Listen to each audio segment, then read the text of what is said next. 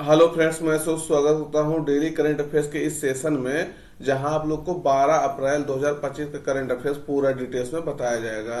आप सब video last तक देखिएगा, कई सारे महत्वपूर्ण क्वेश्चन आपको मिलेंगे और सेशन अपने मित्रों तक शेयर कर दीजिएगा पहले ही। तो शुरुआत करते हैं आज के पहले क्वेश्चन के साथ। इस क्वेश्चन को बताइए, तब तक हम पहला क्वेश्चन, यही पहला क्वेश्चन भी है आपका। कह रहा वैश्विक प्रौद्योगिकी शिखर सम्मेलन यानी ग्लोबल टेक्नोलॉजी समिट 2025 कहाँ आयोजित की जा रही है। तो ये आपको बताना है, ये कहाँ आयोजित की जा रही है ग्लोबल टेक्नोलॉजी समिट। तो वैश्विक लेवल पर टेक्नोलॉजी से संबंधित समिट है, इसका आयोजन कहाँ हो रहा है। बेंगलुरु, नई दिल्ली, मुंबई, हैदराबाद। तो कहाँ हो रहा है इसका आयोजन। सही उत्तर आपका रहेगा इसका भारत की राजधानी नई दिल्ली में इसका आयोजन हो रहा है। तो इसको ध्यान रखना है। इसका उद्घाटन कौन किया, तो ये भी आपसे क्वेश्चन पूछा जा सकता है। देखिएगा, सम्मेलन तो है टेक्नोलॉजी से संबंधित, लेकिन इसका उद्घाटन कौन किया है। विदेश मंत्री एस जयशंकर ने इसका उद्घाटन किया है, टेक्नोलॉजी मिनिस्टर इसका उद्घाटन नहीं किए। तो इसको आपको ध्यान रखना है, नहीं तो क्वेश्चन यहाँ से आपका पूछा जा सकता है। कंफ्यूजिंग क्वेश्चन है कि इसका उद्घाटन कौन किया था। तो अब इसके बारे में देखिएगा, नई दिल्ली में इसका उद्घाटन हुआ है। तो ग्लोबल टेक्नोलॉजी समिट यानी वैश्विक प्रौद्योगिकी शिखर सम्मेलन के बारे में आप देखिएगा। इसका संस्करण आपका 9वां था। कौन सा संस्करण था, 9वां। आयोजन हुआ था नई दिल्ली में, मतलब 10 से लेकर के 12 अप्रैल तक इसका आयोजन हो रहा है। आज तक इसका आयोजन हो रहा है। उद्घाटन इसका कौन किया, तो डॉक्टर एस जयशंकर जो हमारे विदेश मंत्री हैं उन्होंने इसका उद्घाटन किया। अब की बार इसका विषय है संभावना यानी पॉसिबिलिटी। तो इस पॉसिबिलिटी के तहत जो है, यानी संभावना थीम के तहत, विषय के तहत इस वैश्विक प्रौद्योगिकी शिखर सम्मेलन का आयोजन हो रहा है। यह कार्यक्रम जो है भू प्रौद्योगिकी पर चर्चा करने के लिए भारत का मुख्य मंच है। यानी ये टेक्नोलॉजी पर, भू टेक्नोलॉजी पर जो है चर्चा करने के लिए भारत का एक मंच है, जो जिसका सम्मेलन हर वर्ष होता है। तो यह सम्मेलन भारत और अन्य देशों के सरकारी, उद्योग, शिक्षाविद और नागरिक समाज के नेताओं को जो है एक साथ लाता है और इसमें चर्चा होती है कि प्रौद्योगिकी कैसे बदल रही है और यह वैश्विक राजनीति को कैसे प्रभावित करती है। यानी टेक्नोलॉजी से संबंधित पूरा चर्चा होती है कि नए टेक्नोलॉजी को कैसे अपनाया जा सकता है, उसको टेक्नोलॉजी का समाज पे क्या प्रभाव पड़ रहा है, वैश्विक राजनीति को यह कैसे प्रभावित कर रही है। इस सब बारे में पूरा चर्चा होता है और आगे की रणनीति तय होती है, कैसे प्रौद्योगिकी को जो है कंट्रोल करना है। जैसे आपको पता होगा, ऐसा ऐसा टेक्नोलॉजी बन रहा है वो वैश्विक लेवल पर जो है, जो एक मतलब वैश्विक लेवल पर खतरा पैदा कर सकता है। तो उससे संबंधित ये जो है सम्मेलन होता है। उद्देश्य क्या है इसका, जो है इस शिखर सम्मेलन का, तो एक साझा दृष्टिकोण बनाना है जो सभी की चिंताओं को संबोधित करते हुए इनोवेशन को जो है नवाचार का समर्थन करे। तो ये साझा दृष्टिकोण रखता है, सबके मतलब लाता है उसको, और जो चिंताएं होती है सबकी उनको संबोधित करना है, कैसे उसको जो है मैनेज किया जा सकता है, और इनोवेशन का जो है समर्थन करता है, कैसे इनोवेशन उस पर लाया जा सकता है। तो इस को आपको ध्यान रखना है। आपके इम्पोर्टेंट जो है ये शिखर सम्मेलन है और वो भी टेक्नोलॉजी से संबंधित है। उद्घाटन कौन किया, कहाँ हुआ, संस्करण कौन सा था, क्यों मनाया जाता, सब आपको हम बता दिए। अगला है, चर्चा में रहा कलसा वंडोरी परियोजना किस राज्य में स्थित है। तो अभी चर्चा में क्यों है उसको भी बताएंगे। तो ये किस राज्य में है पहले ये बताना है। सही उत्तर आपको बताना है, बताइए। कर्नाटक, मध्य प्रदेश, उड़ीसा, उत्तराखंड। सही उत्तर आपका रहेगा ये कर्नाटक में सिचुएशन इसका स्थित है। तो अब इस क्यों इसका जो है चर्चा में था, क्योंकि कर्नाटक के किसान और गोवा के कार्यकर्ता जो है पारिस्थितिकी और आजीविका संबंधी चिंताओं का हवाला देते हुए कलसा वंडोरी परियोजना का विरोध कर रहे हैं। क्यों विरोध कर रहे हैं, आजीविका का जो है, आजीविका उनको खतरा में होने वाला है इसके कारण से। तो परियोजना का उद्देश्य क्या है, जो महादेवी नदी के पानी को जो है मोड़ना है। तो जब पानी को मोड़ दिया जाएगा महादेवी नदी को, तो वहां जो जहां पानी का फ्लो था वो कम हो जाएगा, और वहां जो है जहां ये पानी ज्यादा था वहां कम हो जाएगा। तो उससे वहां के लोगों को परेशानी होने लगेगी। इसके कारण से जो है यहाँ के कार्यकर्ता जो है इसका विरोध कर रहे हैं। तो महादेवी नदी जो है, इसके पानी को मोड़ना, तो महादेवी नदी के बारे में जान लीजिएगा। यह भीमगढ़ वन्यजीव अभयारण्य जो है पश्चिमी घाट में, वहां से बेलगामी बेलगावी आप सुने होंगे, बेलगामी भी कहीं कहीं लिखा रहता है, कर्नाटक में, वहां से इसका उद्गम होता है महादेई नदी का। और ये आपसे पूछा जा सकता है महादेई नदी कितने राज्यों के बीच जो है, इसका विवाद भी चल रहा ना महादेई नदी का, तो कितने राज्यों के बीच इसका विवाद है। जैसे क्वेश्चन आपका पूछा जा चुका है कावेरी नदी के बारे में कि ये कितने राज्यों के बीच जो है विवादित नदी है, तो ये क्वेश्चन आपका एग्जाम में आ चुका है। तो वैसे महादेई नदी के बारे में आपका पूछा जा सकता है कितने राज्यों के बीच ये विवादित है ये नदी जल परियोजना, या ये नदी के पानी के लिए कितने राज्यों के बीच विवाद होता है। तो कर्नाटक से निकलती है, महाराष्ट्र और गोवा तीनों में मतलब ये बहती है, तो यहाँ मतलब इस तीनों राज्यों में इसका विवाद है। तो देखेंगे कर्नाटक में आपका 35 किलोमीटर बहती है, महाराष्ट्र में 1 किलोमीटर और गोवा में आपका 45 किलोमीटर बहती है। तो ये तीनों राज्यों में यहाँ लेकर इसको लेकर के विवाद चल रहा है।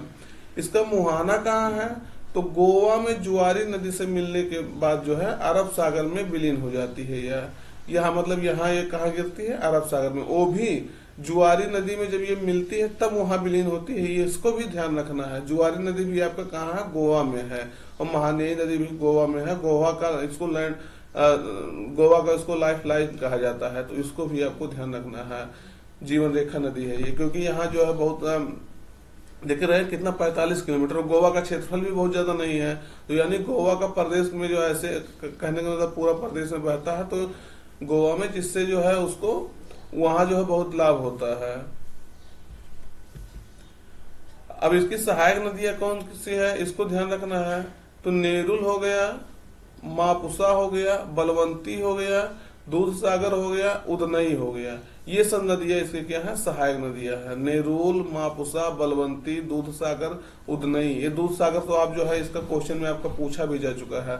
बलवंती ये ध्यान रखना है, क्वेश्चन आपके लिए इम्पोर्टेंट है, ध्यान लीजिएगा, क्योंकि ये पूछा जा सकता है डायरेक्ट आपसे कि इसका महादेई नदी की सहायक नदी इसमें कौन नहीं है या है। तो उदनई, दूध सागर, बलवंती, मापुसा, नेरुल ये सब इसकी सहायक नदियां हैं।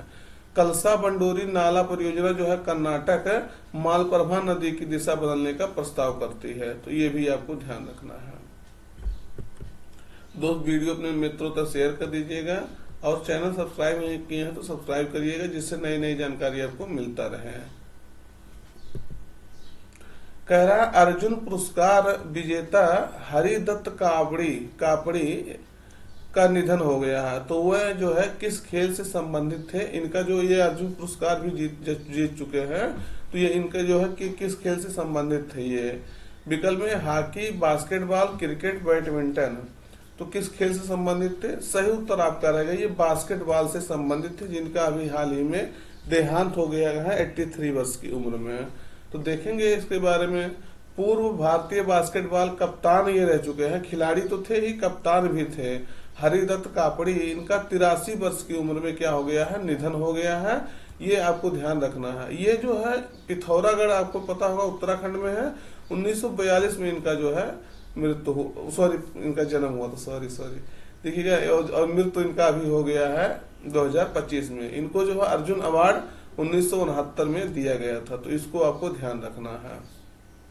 इनका नाम आपका देखिएगा, इनका इमेज दिखा देते हैं। ये है आपके हरिदत्त कापड़ी। तो इनका जो है देहांत हो गया है। काफी अच्छे खिलाड़ी माने जाते हैं, कप्तान रह चुके हैं, अच्छे ज्यादा समय तक रहते हैं। ये जब कप्तान थे, ये देखिएगा आपका बास्केटबॉल का खेल हो रहा है, जब ये कप्तान थे तो भारत जो है एशिया में चौथे नंबर का बास्केटबॉल खिलाड़ी जो है बास्केटबॉल में जो है हो गया था। तो इसको भी ध्यान रखना, बहुत अच्छा ही परफॉर्मेंस इनके समय में हुआ है। इसके कारण से इनका काफी चर्चा हो रहा था जब इनका डेथ हुआ है। अगला है राष्ट्रीय जनजातीय युवा महोत्सव। देखिएगा, राष्ट्रीय जनजातीय से संबंधित युवा महोत्सव जो है 2025 की मेजबानी किस राज्य द्वारा किया जा रहा है। तो ये आपको बताना है इसका मेजबानी किस राज्य द्वारा किया जा रहा है। मिजोरम, मेघालय, असम, उत्तराखंड। सही उत्तर आपका रहेगा मिजोरम। मिजोरम की राजधानी क्या है, आइजोल है, याद रखना है ध्यान से। तो आइजोल इसकी राजधानी है। ये आपका देखेंगे तो यहाँ से आपका कर्क रेखा होकर के गुजरती है। शायद मैप में आपका लगाया नहीं होगा, हो सकता नहीं लगा गया है। तो इसको देखिएगा, राष्ट्रीय जनजातीय युवा महोत्सव 2025 के बारे में। आयोजन इसका जो है 8 से लेकर के 12 अप्रैल तक मिजोरम में आइजोल के पास जो है केल्सी ही में राज्य जनजातीय संसाधन केंद्र है, वहीं पे इसका आयोजन हो रहा है। तो यह महोत्सव जो है आदिवासी स्वतंत्रता सेनानी थे बिरसा मुंडा, उनकी 150वीं जयंती के उपलक्ष्य में मनाया जा रहा है। देखिए इनका जयंती जो है बिरसा मुंडा का, इसको ध्यान रखना, ये झारखंड में इनका जो है जन्म हुआ था, झारखंड में ज्यादा एक्टिव रहे थे, लेकिन इनका पूरे विश्व में इन्हें जनजातीय नेता माना जाता है और ये जनजातीय लोग इनको भगवान मानते हैं। बिरसा मुंडा बहुत अच्छे काम किए थे जनजातियों के लिए।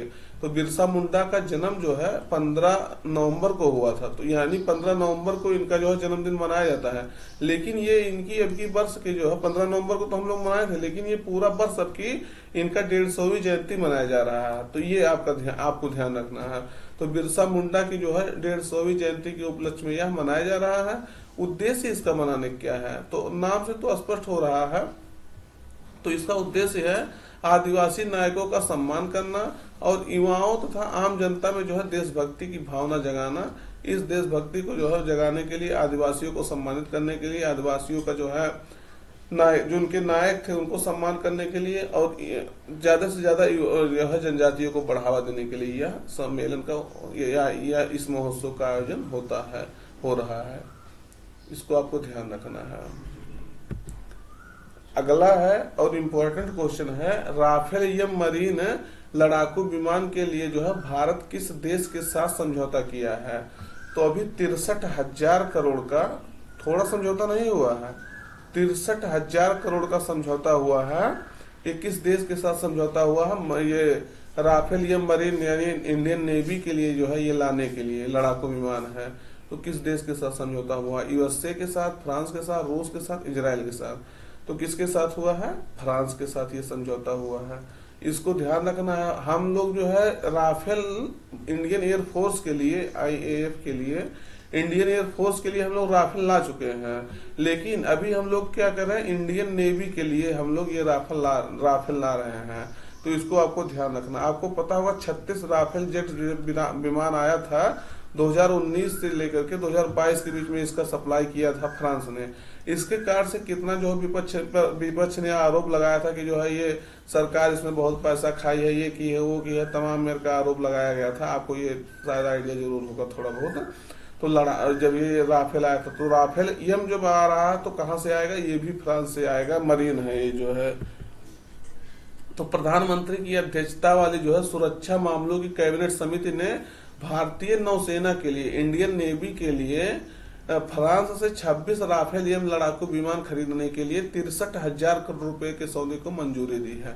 आपको ये दोनों याद रखना है, 63,000 करोड़ रुपया ये भी याद रखना। दूसरे नंबर फ्रांस से है और तीसरे नंबर ये राफेल 26 राफेल यम लड़ाकू विमान है। तो इसको सबको आपको ध्यान रखना है। 2016 के सौदे में जो है भारतीय वायुसेना के लिए 36 राफेल जेट फ्रांस से आए थे। तो हम आपको इसके बारे में आपको बता ही दिए। नए सौदे में क्या होगा? एयरक्राफ्ट कैरियर के लिए जो है 22 राफेल यम है, मतलब मरीन नेवी के लिए सिंगल सीटर जेट होगा। और अभ्यास के लिए, एक्सरसाइज के लिए 4 ट्विन सीटर ट्रेनर जो है शामिल हैं। तो यानी 4 सीटर जो है इसमें क्या होगा? 4 राफेल यम मरीन के लिए 2 सीटर होगा और सब सिंगल सीटर होगा। और ये जेट जो है आईएनएस विक्रमादित्य जो इंडिया का है और आईएनएस विक्रांत जो है उससे ये उड़ान भरेंगे। मतलब ये इसका मतलब समझ रहे हैं ना, जब ये समुद्र में रहेंगे तो वहां से आईएनएस विक्रांत और आईएनएस विक्रमादित्य उससे ये राफेल यम में मरीन वहां से उड़ान भर सकेंगे, वहां से अपना जो है अपने लक्ष्य को टारगेट कर सकेंगे। राफेल डसाल्ट एविएशन कंपनी है कहाँ की? फ्रांस की। तो उसके द्वारा इसको निर्मित किया गया है। ये 4.5 पीढ़ी का जनरेशन होता है ना, उसी हिसाब से twin engine delta wing multi role fighter है। तो बहुत सारे जो है ये काम कर सकते हैं आपका। और मैक 1.8 की गति से उड़ सकता है। तो इसकी स्पीड भी जो है बहुत ज्यादा है और इसकी मारक क्षमता जो है 1000 किलोमीटर से अधिक है, जो हवाई युद्ध, जमीनी हमले और नौसेना हमले जैसे विभिन्न मिशनों के लिए उपयोगी है। तो यानी आप उसको वहां अगर तैनात कर देंगे तो ये कई सारे टारगेट को अपने हिट कर सकती है। तो ये आपको ध्यान रखना है। ये है आपका, देखिएगा, इंडिया टू बाई खरीदेगा 26 राफेल है ये मरीन जेट्स तो ये इस तरह से कुछ है, देखिएगा, इसको आपको ध्यान रखना है। अभी इसका सप्लाई जब 63,000 करोड़ का ये आपका राफेल जो है वायुसेना के लिए जब आया था, इंडियन एयरफोर्स के लिए, तो कितना जो है चर्चा बना था, तो इसको भी आपको ध्यान रखना है। तो ये जब आएगा तो पूरा फिर से आपका डिटेल्स में न्यूज कवर किया जाएगा। अगला है, हाल ही में कहां DFDR और CBR से लैस अत्याधुनिक ब्लैक बॉक्स वैन जिसको कहते हैं, इसका उद्घाटन किया गया है।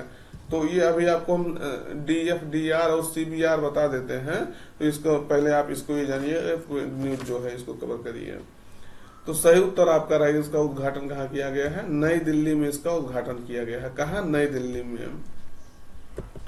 तो केंद्रीय नागरिक उड्डयन मंत्री हैं राम मोहन नायडू, इन्होंने जो है नई दिल्ली में विमान दुर्घटना जांच ब्यूरो AAIB में जो है अत्याधुनिक डिजिटल फ्लाइट डेटा रिकॉर्डर, तो जो DFDR कह रहे थे वही इसका फुल फॉर्म है, और कॉकपिट वॉइस रिकॉर्डर जो उसको CBR कह रहे हैं, यानी जो ये वॉइस रिकॉर्डर है आपका किसमें लगेगा? फ्लाइट में लगेगा।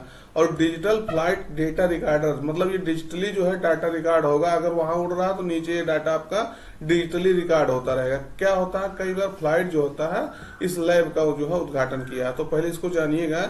कई बार आप देखे होंगे फ्लाइट जो है समुद्र में गिर जाती है या कहीं ऐसे जंगल में गिर जाती है, तो फ्लाइट एक बार गिरने के बाद में जो है, कोई भी हो, हेलीकॉप्टर हो, हवाई जहाज हो, कोई भी फ्लाइट, तो इसमें क्या होता है, पूरा आग लग जाता है या कहीं ऐसी जगह गिर जाती है जो गायब हो जाती है। समुद्र में आप देखे होंगे जब गिरती है तो उसमें क्या होता है, सारा डाटा जो है गायब हो जाता है, मिलता नहीं है।